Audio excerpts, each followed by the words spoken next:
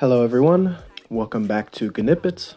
My name is Germ, and today I wanted to talk about my dad. I have a great relationship with my parents, not too many complaints, but I come from a family of Soviet immigrants. I'm a first generation American. As you can maybe imagine, kind of from stereotypes, we don't necessarily have very emotional or many heart-to-heart conversations, but I had a friend of mine recently whose dad passed away from cancer. And this friend, I think, is literally 2 days younger than me. His dad's a bit older. My parents were younger when they started their family. And my friend talked about how, it was really difficult watching his dad kind of pass away in front of him, and that there was a lot of stuff that he wished he had said. It was a bittersweet feeling that basically the conversations ended up being rushed because the cancer was kind of forcing them to have the conversations that they necessarily wouldn't have had otherwise. And so eventually, right, his dad passed away, and I was thinking to myself, like, well, my family's not necessarily the overly emotional type. I don't expect them to be, right? I am my parents' son. I'm very much like them.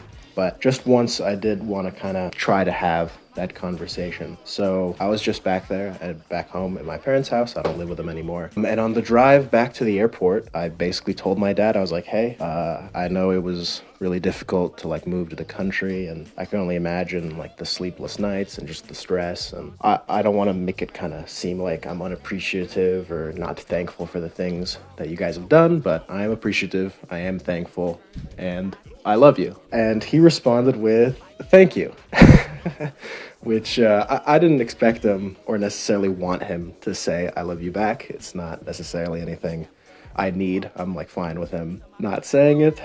Though I think maybe the more time I spend on it sounds like better. I genuinely didn't. I don't need him to. I know that he does. It's just that, he's been alive for a long time, and that's not really how he expresses affection or anything like that. He was never really taught how to, or at least he was never taught in that way to express affection like that. But it was nice. We talked about kind of my future plans as what it means to be an adult and stuff like that, because I'm obviously not the most successful. I'm not like an astronaut or a senator or anything like that. I was telling him about how I don't want to necessarily live the life that someone else has already lived, whatever that means. And of course, he has his own kind of dreams and aspirations that he doesn't necessarily want to push on to me, but he is kind of very vocal about the things that he has done and the things that he has regretted.